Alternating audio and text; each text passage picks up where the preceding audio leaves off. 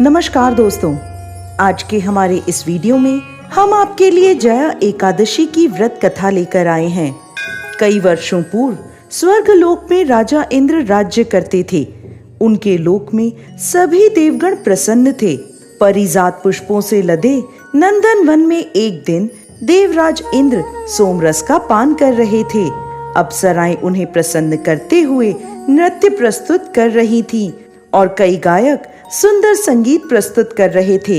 मुख्य संगीतज्ञ चित्रसेन अपनी पत्नी मालिनी और पुत्र माल्यवान के साथ वहां उपस्थित थे।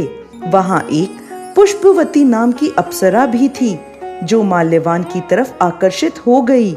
उन दोनों को एक दूसरे के प्रति आकर्षित देख देवराज इंद्र क्रोधित हो गए और बोले, हे मूर्ख, तुम दोनों मुझे प्रसन्न करने का आडंबर कर रहे हो, लेकिन तुम दोनों की एक दूसरे के प्रति आसक्ति मुझे स्पष्ट दिख रही है। इस भरी सभा में तुम दोनों ने मेरा अपमान किया है।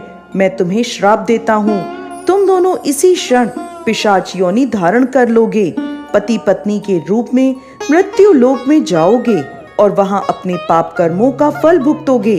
इंद्रदेव के कठोर वचन सुनकर माल्यवान और पुष्पवती अत्यंत लज्जित हुए और उसी क्षण वो दोनों पृथ्वी लोक पर हिमालय के शिखर पर पिशाच के रूप में आ गए। चारों ओर बर्फ ही बर्फ थी, ना खाने को कुछ था और ना ही पीने को। वो ठंड से कांप रहे थे। उन्होंने एक गुफा में शरण ले ली।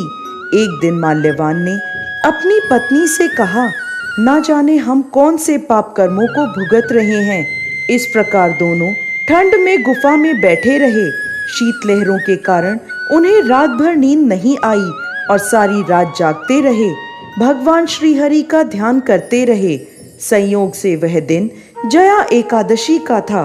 उस दिन कुछ भी न खाने पीने और रात्रि जागरण करने से उन दोनों ने पिशाच का शरीर त्याग दिया और अपना दिव्य शरीर धारण कर लिया। एक दिव्य विमान उन्हें स्वर्ग ले गया।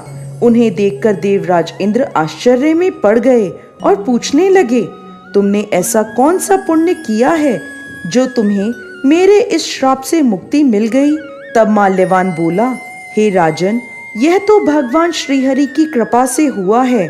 हमने अनजाने में उनकी प्रिय जया एकादशी का पालन किया, जिससे हमें यह दिव्य शरीर प्राप्त हुआ है।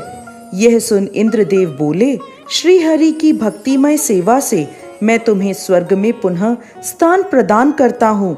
इसलिए मनुष्यों को इस परम कल्याणकारी जया एकादशी का